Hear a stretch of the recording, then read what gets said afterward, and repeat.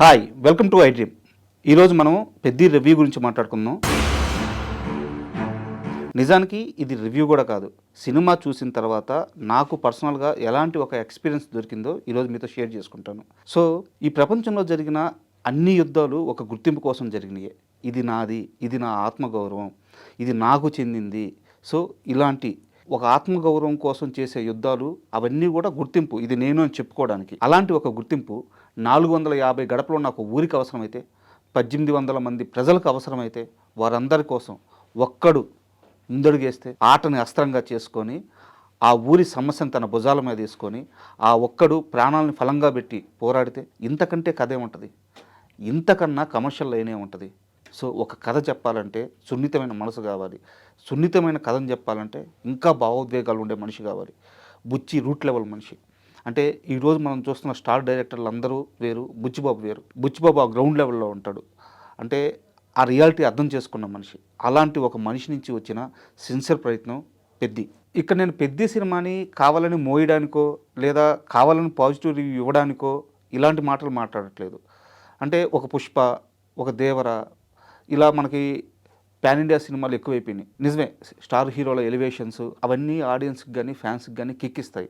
కానీ అనగనగా ఒక రాజు, ఆ రాజుకి 7 కొడుకులు, ఇలాంటి నార్మల్ స్టోరీ, హ్యూమన్ ఎమోషన్కి సంబంధించిన స్టోరీ, పేదరాశి పెద్దమ్మ కథ. సో ఇలాంటి ఒక ఊరి కథలు ఉంటాయి, ఒక మనిషి కథలు ఉంటాయి, మట్టివాసన కథలు ఉంటాయి. అలాంటి కథలని చిన్న చిన్న హీరోలు చేయడం వేరు, ఒక స్టార్ హీరో చేయడం వేరు. రామ్ చరణ్ కెరీర్లో అందరూ రంగస్థలం చెప్తారు, ధృవ చెప్తారు, మగధీరా చెప్తారు. ఓకే, అవన్నీ సూపర్ హిట్ అయిన సినిమాలు. సో ఈరోజు పెద్ద రిజల్ట్ ఎలా ఉండబోతుందో నాకు అనవసరం. అండ్ మోర్ ఓవర్ ఇంకోటి ఏంటంటే నాకు అంత శక్తి కూడా లేదు కమర్షియల్గా ఒక సినిమా ఎంత రీచ్ అవుద్ది అనేది. నేను చెప్పేది ఏంటంటే కంటెంట్ పరంగా చూసుకున్నప్పుడు అంత సింపుల్ లైన్తో. సో పాన్ ఇండియా సినిమాలంటే ప్రపంచ కథ చెప్పాల్సిన అవసరం లేదు, దేశం కథ చెప్పాల్సిన అవసరం లేదు, మన ఇంటి కథ కూడా చెప్పుకోవచ్చు. పాన్ ఇండియా అంటే మన ఊరి కథ చెప్పచ్చు, మన పక్కన స్నేహితుడి కథ చెప్పచ్చు, మన అమ్మ కథ చెప్పచ్చు. సో పాన్ ఇండియా అనగానే వేరే పెద్ద గ్రాండియర్ లెవెల్లో కథ ఉండాలి, హీరో ప్రపంచాన్ని మోయాలి, దేశాన్ని మోయాలి, అవసరం లేదు. అది చెప్పిన మనిషి బుచ్చిబాబు. సో అందుకని నాకు పెద్ది నచ్చింది. నిజమే, పెద్దిలో కొన్ని సమస్యలు ఉన్నాయి. అవి కొంత కంటెంట్ ఫ్యాన్స్కి నచ్చదు. అంటే హీరోకి అలాంటి ఒక మైనస్ పెట్టడం, లేదంటే కమర్షియల్ ఎలివేషన్స్ లేకపోవడం ఫ్యాన్స్కి నచ్చదు. సినిమాటిక్ లెవెలిటీ ఎక్కువ తీసుకున్నప్పుడు డిస్కనెక్ట్ అయిపోయే ఆడియన్స్ కొంతమంది ఉంటారు. ఒక పర్సన్ ఇన్ని గేమ్స్ ఆడతాడా? సో ఇలాంటి డౌట్స్ వచ్చినప్పుడు కూడా పెద్ది కనెక్ట్ అవ్వదు. కానీ ఇవన్నీ పక్కన పెడితే పెద్దిలో ఒక సోల్ ఉంది. ఆ సోల్తో ట్రావెల్ అయితే ప్రతి ఆడియన్కి ఏదో ఒక మూమెంట్లో ఎక్కడో దగ్గర ఒక ఎమోషనల్ అటాచ్మెంట్ వస్తుంది. మన ఊరు గుర్తొస్తుంది, మన స్నేహితుడు గుర్తొస్తాడు. ఊర్లో అక్కడే ఉండిపోయి ఊరిని ప్రేమిస్తూ ఊర్లోనే బతికినా సచ్చినా ఊర్లోనే ఉండాలని నిర్ణయించుకున్న కొంతమంది మట్టి మనుషులు గుర్తొస్తారు. అది పెద్ది సినిమా. సో ఈ మధ్యకాలంలో రిలీజ్ అయిన కమర్షియల్ సినిమాలు, పాన్ ఇండియా సినిమాలు కంపేర్ చేసుకొని చూసే వాళ్ళకి పెద్ది కాస్త డిసప్పాయింట్ చేసుద్ది. కానీ అవన్నీ పక్కన పెట్టి ఒక మంచి సినిమా చూడాలన్న ఉద్దేశంతో వెళ్తే మాత్రం పెద్ది 100% సాటిస్ఫై ఇస్తుంది. సో ముందుగా మనం పెద్ది సినిమా విషయానికి వస్తే అందులో పాజిటివ్ విషయాలను మాట్లాడుకుందాం. పెద్దికి అతిపెద్ద అసెట్ ముందుగా మనం అనుకున్నట్టు ఆ పాయింటే, ఒక ఊరి గుర్తింపు ఏదైతే ఉందో ఆ పాయింటే. దాన్ని పక్కన పెడితే నెక్స్ట్ బలం బుచ్చిబాబు డైరెక్షన్, బుచ్చిబాబు రైటింగ్, ముఖ్యంగా రైటింగ్. అంత సెన్సిబుల్ రైటింగ్స్ ఈ మధ్యకాలంలో నేను ఎక్కడ చూడలేదు. లాస్ట్ క్లైమాక్స్లో హీరో మాట్లాడాల్సిన ఒక సందర్భం వస్తుంది. సో మామూలుగా రైటర్ అనే ఎవరైనా సరే, డైరెక్టర్ ఎవరైనా సరే అద్భుతమైన డైలాగులు రాసుకుంటారు. ఆ డైలాగుల నుంచి ఒక ఎమోషన్ వస్తుంది. కానీ క్లైమాక్స్లో హీరో స్పీచ్ మొదలవ్వక ముందు తన చేతికున్న రింగును తీసి హీరో తన ముక్కుకిట్టి తగిలించుకుంటాడు. కట్ చేస్తే ఊర్లో ప్రజలందరూ నిలబడి ఆ టీవీ వాచ్ చేస్తున్నప్పుడు వాళ్ళందరి ముక్కులకి అవే పోగులు ఉంటాయి. సో ఒక్క సింగిల్ షాట్తో క్లైమాక్స్లో రాబోయే డైలాగులన్నీ ఒక్క షాట్తో చెప్పేశాడు బుచ్చి. అది డైరెక్షన్, అది రైటింగ్. సో అందుకని నాకు ఈ సినిమా విషయంలో బుచ్చి కష్టం నచ్చింది. అండ్ రామ్ చరణ్ విషయానికి వస్తే ఇలాంటి ఒక సినిమాని, ఇలాంటి ఒక పెద్ద పాన్ ఇండియా స్టార్ లేదా పెద్ద సూపర్ స్టార్ ఒప్పుకోవడం అనేది నిజంగా సాహసం అని చెప్పుకోవాలి.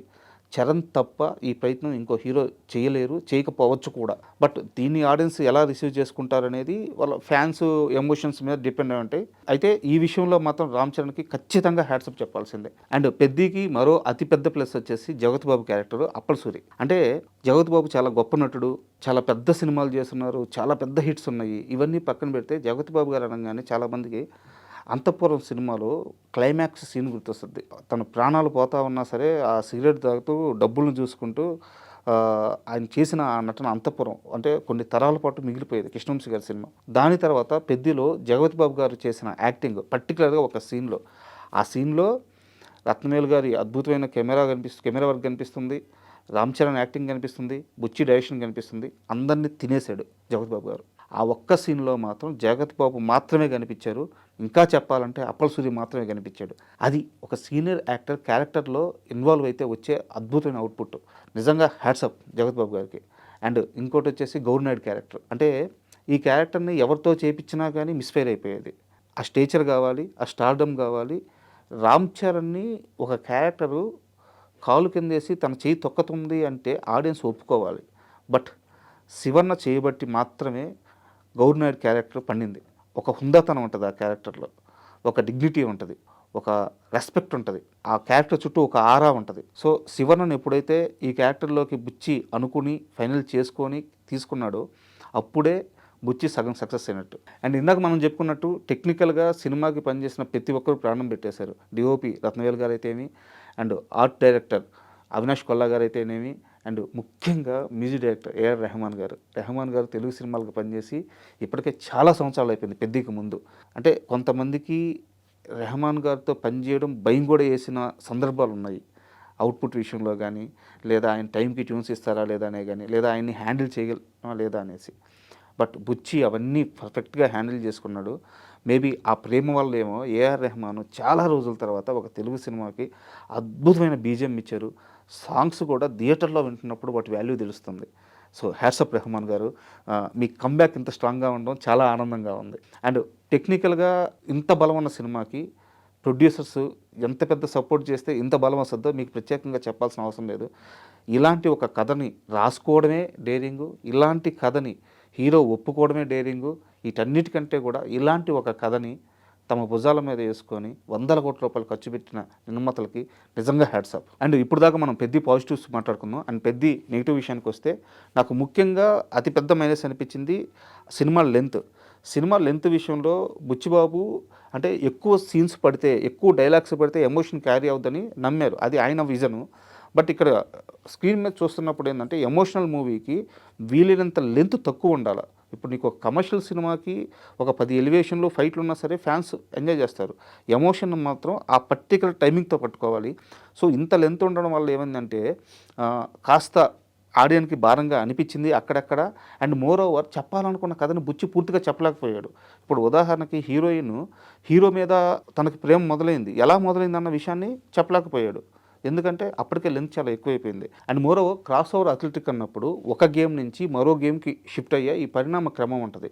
ఈ పరిణామ క్రమాన్ని బుచ్చి సరిగ్గా ఎస్టాబ్లిష్ చేయలేదు. ఏదో చాలా టక్కున అక్కడి నుంచి క్రికెట్ నుంచి కుస్తీకి వచ్చినట్టు, కుస్తీ నుంచి ఇంకో గేమ్కి టక్కున వెళ్ళిపోయినట్టు ఇలా చూపించాడు. సో దానికి కూడా టైం లేదు, ఎందుకంటే అప్పటికే ఎక్కువ సినిమా తీసేస్తున్నారు. సో స్క్రీన్ స్పేస్ సరిపోవట్లేదు. ఈ టైమింగ్ విషయంలో ఒక మైనస్ జరిగింది.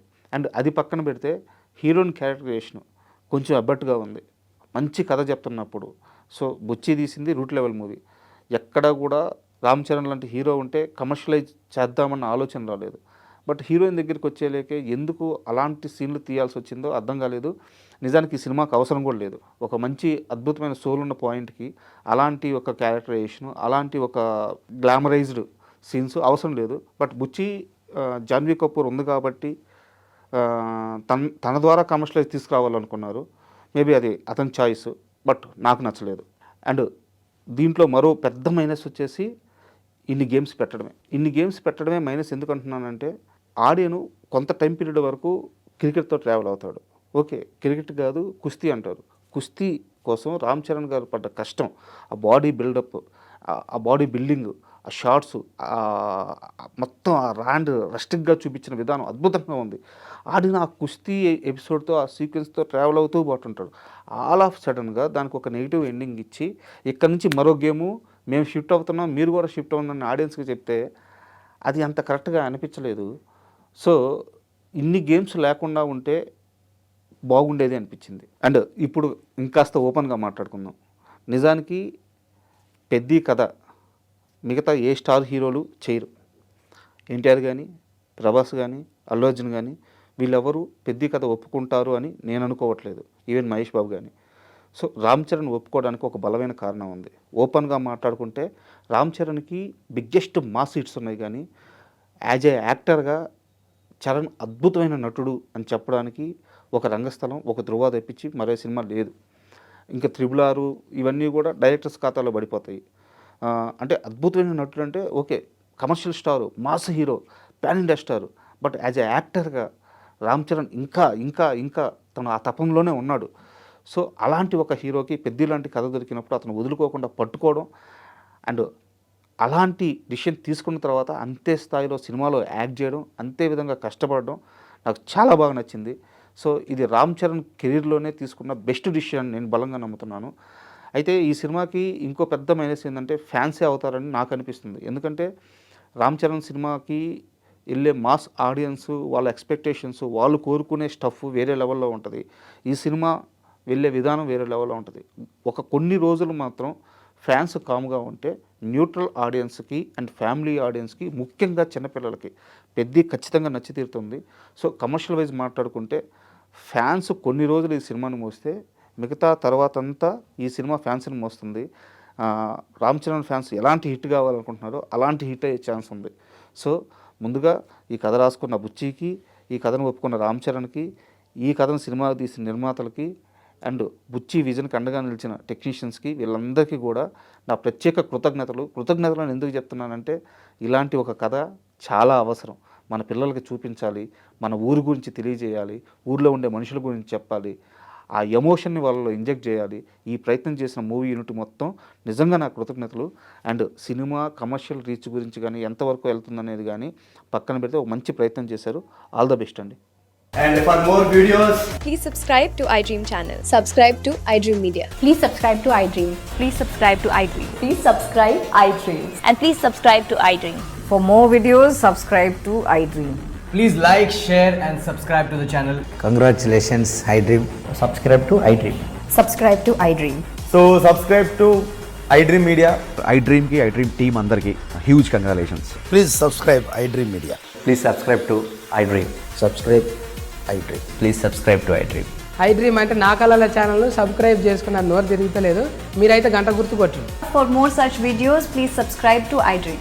Subscribe to iDream. Please subscribe to iDream. Please subscribe iDream Media. Please do subscribe to iDream. Please subscribe to iDream Media. For best entertainment and information, please subscribe iDream. And don't forget to subscribe to iDream.